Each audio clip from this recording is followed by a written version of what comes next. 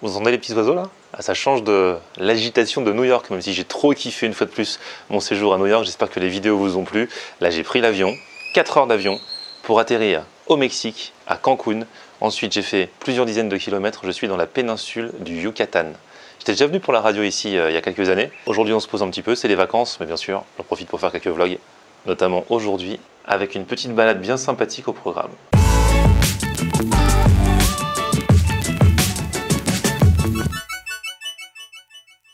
Hola, qu'est-ce que bienvenue, nouveau vlog aujourd'hui. Oui, ça y est, nous sommes au Mexique. Oui, il fait beau, oui, il fait chaud. Quoi, il fait une trentaine de degrés, là, il est déjà 9 h du matin.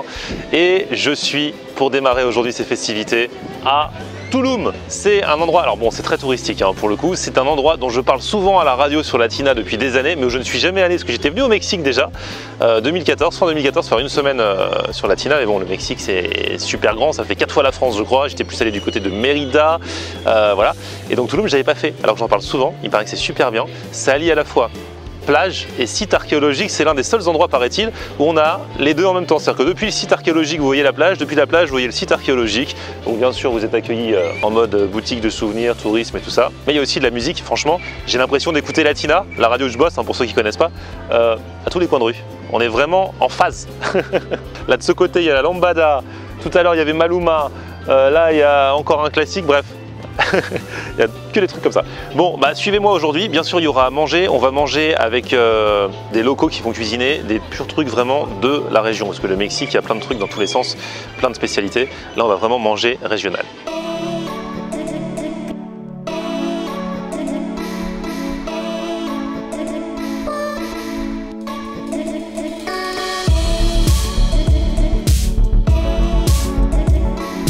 Bon voilà, je suis arrivé sur le site archéologique. Il faut savoir que les Mayas sont arrivés là en 500 après Jésus-Christ. À la base, il n'y avait pas grand-chose. Ils ont construit leur maison ici parce qu'il y avait de l'eau.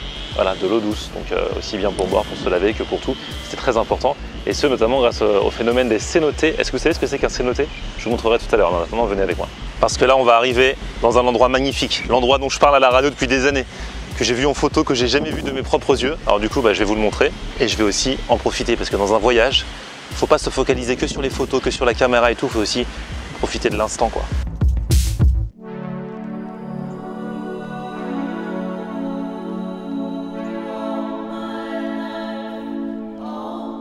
C'est magnifique, ça fait des années que je voulais voir ça.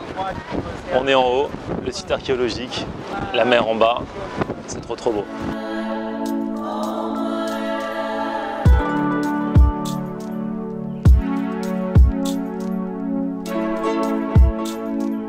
Franchement, ce site de Tulum en jette. Si vous passez dans le coin, je vous le conseille vraiment. C'est pas trop mon truc, les visites de sites archéologiques, machin, tout ça. Mais là, rien que pour le panorama. Et puis en plus, vous en apprenez quand même. Parce que bon, les guides en savent rien. Je peux pas faire tout le speech. Mais bon, c'est quand même super intéressant. Vraiment. Et super beau. Franchement, vous avez la mer, vous avez le site, vous avez... Il fait beau, on a trop de chance. Tulum, je vous mets les infos dans la description. Et là, on va à notre prochaine étape.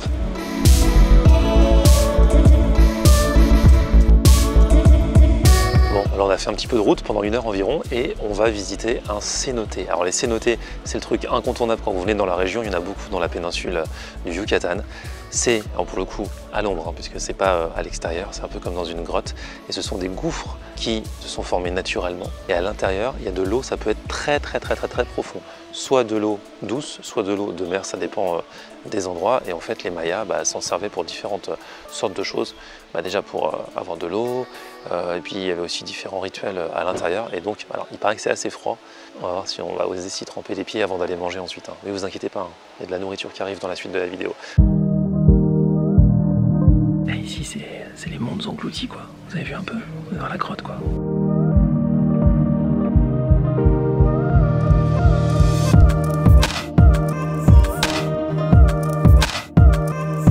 Franchement, c'était frais, je m'attendais à ce que ça le soit encore plus. Je me souvenais d'un cénoté où j'étais allé à l'époque pour la radio. Je sais pas, il me semblait que c'était beaucoup plus froid. Bon, c'est frais, hein, ça vivifie, ça rafraîchit, mais c'est magnifique de se baigner dans ce cadre. C'est un truc que tu fais pas tous les jours, ça change de la piscine municipale. Eh ben, ce bain de fraîcheur là, ça m'a creusé là pour le repas. Sacam, que c'est que maïs. Ok? Après, nous avons un petit morceau comme elle prend. Elle fait une galette que c'est chauffé avec des bois morts. Et voilà, nous avons déjà la tortilla. Votre imagination, c'est les limites. Chez vous, vous faites la combi des pains avec toutes les affaires. Au Mexique, la même chose. Omelette avec des tomates, un petit goût d'haricot. Si vous voulez la pâte de maïs, pardon, c'est purée de tomates avec des grains de citrouille, oignon rouge et après piment que je viens de vous expliquer que ça pique énormément. Ok? Comme ça, qu'est-ce qu'on fera? Nous avons déjà les tacos, on va plier une partie et l'autre par-dessus. Et voilà! Alors je vous présente Pablo, le guide, qui adore son travail puisqu'il mange des tacos tous les jours en faisant visiter. Et aussi un petit poulet. Ah! Et taco, Et voilà. alors, pimenté le taco? Ouais, toujours. C'est toujours pimenté, les Mexicains on adore le piment. Génial mes amis, mangez-vous. Allez, je vais y aller aussi. Donc ça c'est une maison typique maya, comme à l'époque. Et là, petit taco. Et c'est super bon. Comme quand même en mettant pas grand chose n'importe quoi, tout est tellement bien assaisonné dedans, toi t'as tellement de goût, c'est exquis. La soupe aujourd'hui c'est un potage de lentilles avec des légumes. Après nous avons haricots, la pomme de terre qui se cuit avec des graines de moutarde, miel et jus d'orange, courgettes avec des carottes, riz, omelette et finalement poulet. Comment est-ce? On a un piment qui s'appelle chipotle qui n'est pas piquant. Vous allez tout trouver ça, rien pique. Au fond, vous pouvez trouver qu'il y a de la sauce rouge et la sauce verte. La sauce rouge, c'est plus ou moins piquant pour moi. Moi, peut-être pour vous, c'est déjà piquant. Mais la sauce verte, c'est le piment habanero, très piquant. Ah. Et les espèces de petits gâteaux là? Ça, c'est la galette qui est en train de frire là. Ah, c'est la galette? Oui, oui. C'est une galette de maïs.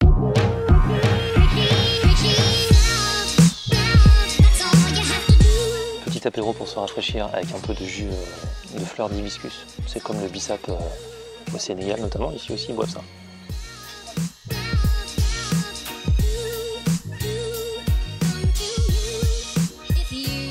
Tiens, j'ai goûté cette petite galette de maïs et d'épinards, enfin une sorte d'épinard, qui sert aussi à accompagner le repas. En fait ici voilà, il n'y a pas de pain, c'est soit ça, ou alors les fameuses tortillas qui servent pour les tacos. Parce que là par exemple j'ai goûté avec mon riz et tout ça, on peut aussi directement tout mettre dans le taco, avec le poulet, tout ça. Et comme ça permet de manger un petit peu partout dans la rue, plus facilement quand on n'a pas de couvert. Mais bon, j'ai mangé la petite galette maïs épinard. Très bon, ça peut se manger même comme ça. Hein. Même ici au Mexique, team poulet en action. Chicken is life, le poulet c'est la vie. Donc là il est à la sauce chipotle. Ça vous rappelle forcément le nom du fast-food. C'est une sauce épicée. Ouais, ça pique un peu. Hein.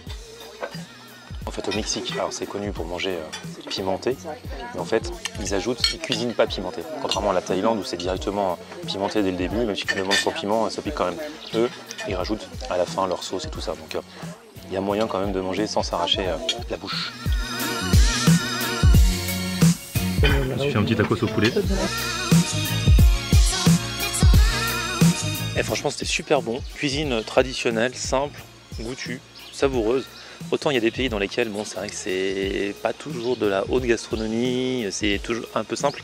Là c'est simple mais avec plein de goûts différents et donc ça fait plaisir. On aura l'occasion de voir d'autres choses bien sûr dans les jours qui viennent, de manger des tacos, de tester même peut-être les meilleurs tacos, les meilleurs taquerias du coin. Je vous réserve quelques surprises pour les jours qui viennent, ici toujours au Mexique. Dans l'immédiat, suite du petit périple du jour.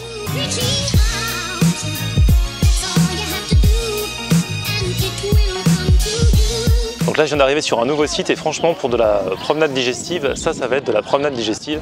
Regardez. Le but c'est d'escalader ça, d'aller tout en haut. Les marches ont l'air hyper raides. Encore la montée ça doit aller mais la descente il y en a vraiment qui ont du mal. Ils s'accrochent à la corde et tout. Ajoutez à ça qu'on est en plein soleil mais il paraît que de là-haut on a une magnifique vue sur toute la jungle. Donc je suis à Coba, oui je sais pas si je vous l'ai dit. Donc voilà Coba et franchement pour digérer c'est par là que ça se passe.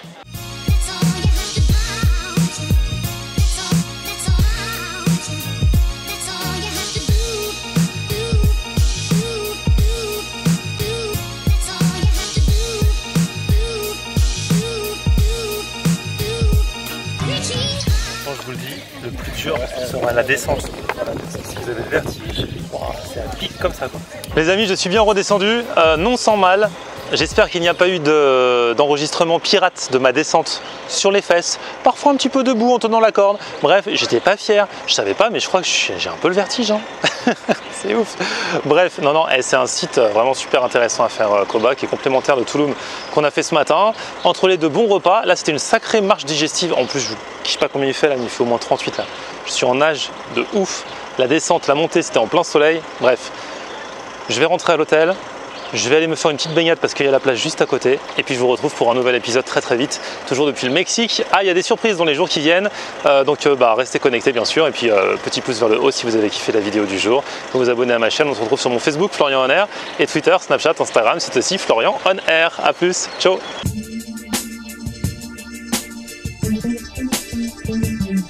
From